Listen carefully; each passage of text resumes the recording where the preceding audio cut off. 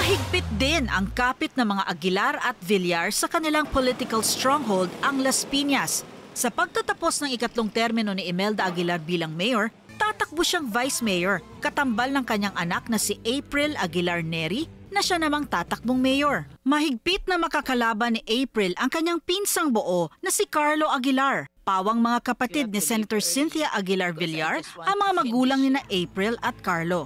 Si April ay anak ng yumaong former Mayor Neni Aguilar at incumbent Imelda Aguilar, samantalang si Carlo ay anak ni Christian Aguilar. Sina Imelda at April ay hindi kaalyado ni Senator Cynthia. Si Carlo ang nasa ticket niya. Si Senator Cynthia Villar ay hindi natatakbong senador sa 2025 midterm elections. Ipinauubayan na niya sa kanyang anak na si Camille Villar ang Senado. Si Camille ay tumatakbo sa ilalim ng tiket ng administrasyon, ang Alyansa para sa Bagong Pilipinas. Senador pa din naman ang isa pa niyang anak na si Mark Villar. Tatakbo si Senator Cynthia bilang kongresista sa Lone District ng Las Piñas. Sa isang panayam, sinabi ng senador na pamana daw sa kanila ng kanilang mga magulang na mahalin ang Las Piñas. Ang ama ni Senator Cynthia na si Filemon Aguilar ay matagal din nanilbihang mayor dito noong 1960s. At ang ina naman niyang si Lydia Ampaya ay naging kongresista.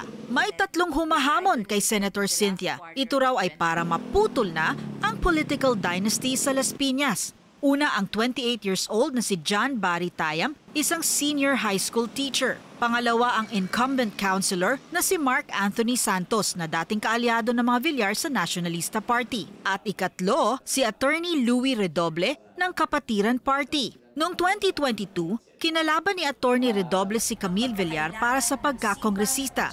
Bagaman natalo, siya umano ang kauna-unahang lumaban sa mga Villar na nakakuha ng kalahati sa dami ng bilang ng boto ni Villar.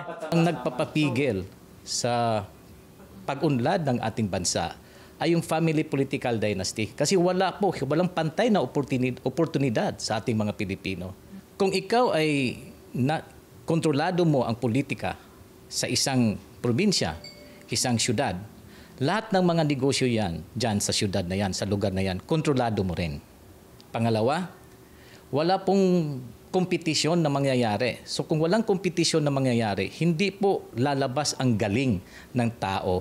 I can do a lot for Las Piñas. I'm very experienced. I know what to do, and I've been here for a long time, so I know what Las Piñas needs.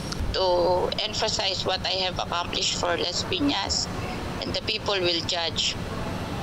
They're satisfied with my accomplishments. Dating sikat ang Las Piñas sa pangunahing produkto nilang asin, parol at saraw jeepneys. Sa ngayon, highly commercialized na rin sila. Mas marami ng industriya at mga negosyo rito, kabilang ang ilang chemical companies. Ang Las Piñas ay may 606,293 na populasyon base sa 2020 census. 291,074 ang kanilang registered voters noong 2022 at kumita ang lungsod ng 2.52 billion pesos noong 2023. Para sa agenda, Pierre Pastor, BNC.